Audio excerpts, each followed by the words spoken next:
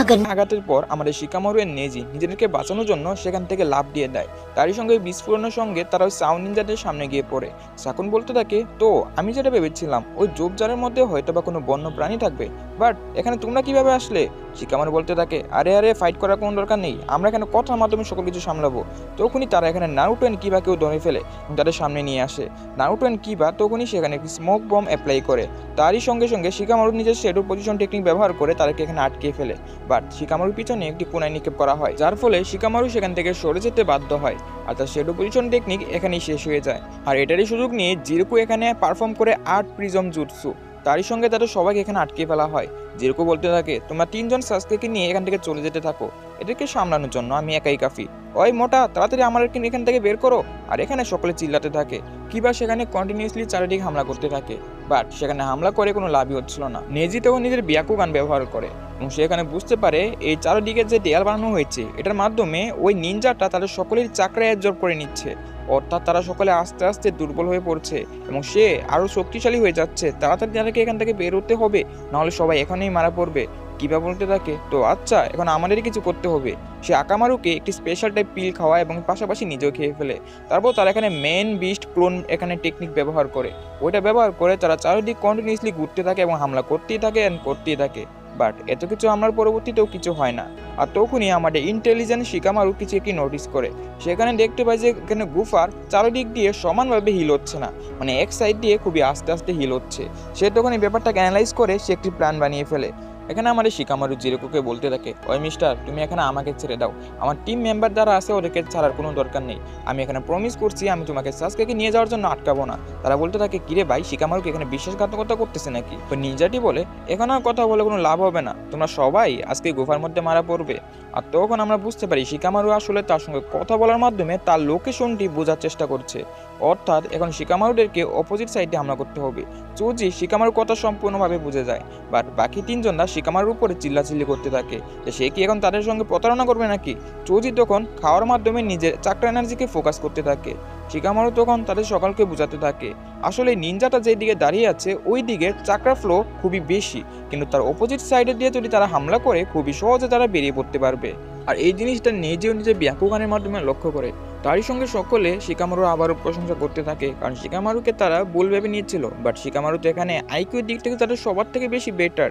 তারপর তারা এখানে বলতে থাকে, তো হামলাটা আসলে করবে কে?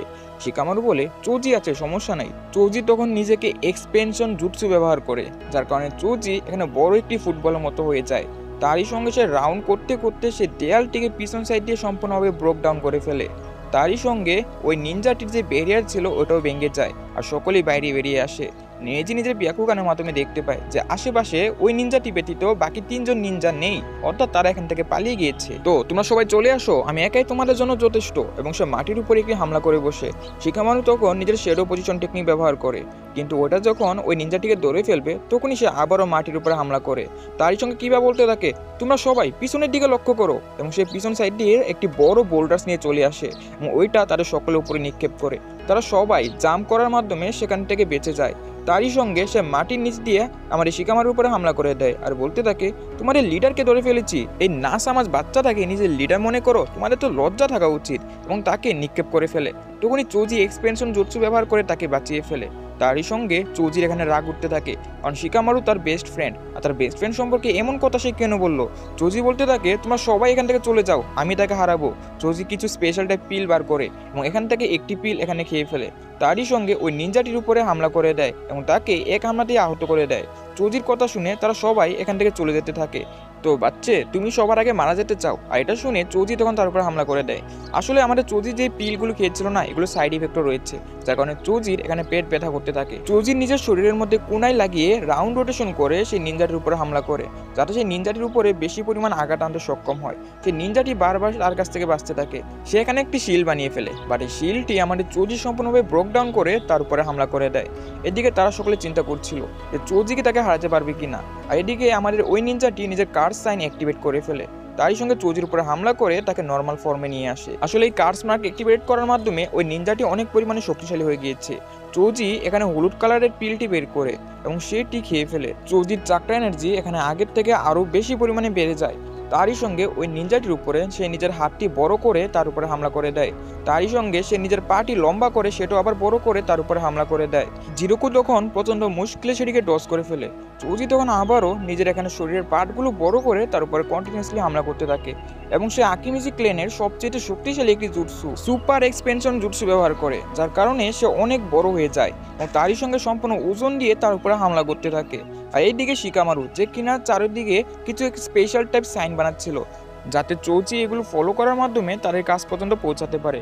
সকলেই এখানে সম্পূর্ণ ভরসা করে চৌচির উপরে। এদিকে জিরোকু একটিমাত্র হাত ব্যবহার করে চৌচিকে তুলে ফেলে। তারই সঙ্গে জিরোকুকে আমরা সম্পূর্ণ ডেমনের মতো দেখতে পাই। আমি কখনো চিন্তাও করি নাই এই বাচ্চাটাকে হারানোর জন্য আমাকে নিজের কার্স মার্কের সর্বোচ্চ পর্যায়ে যেতে হবে এবং সে চৌজির উপরে একটি হামলা করে তাকে নর্মাল ফর্মে নিয়ে আসে। এখানে আমাদের জিরোকু, যে কিনা নিজের কার্স মার্কের সর্বোচ্চ পর্যায়ে ছিল, এটাই হচ্ছে ওরোচিমারুর দেওয়া কার্স মার্ক। আর ওরোচিমারুর এই কার্স মার্কের কারণেই আমাদের জিরোকু এত পরিমাণ শক্তিশালী হয়ে গিয়েছে। এখন তার চাকরা এনার্জি আগের থেকে 100 গুণ বেশি শক্তিশালী।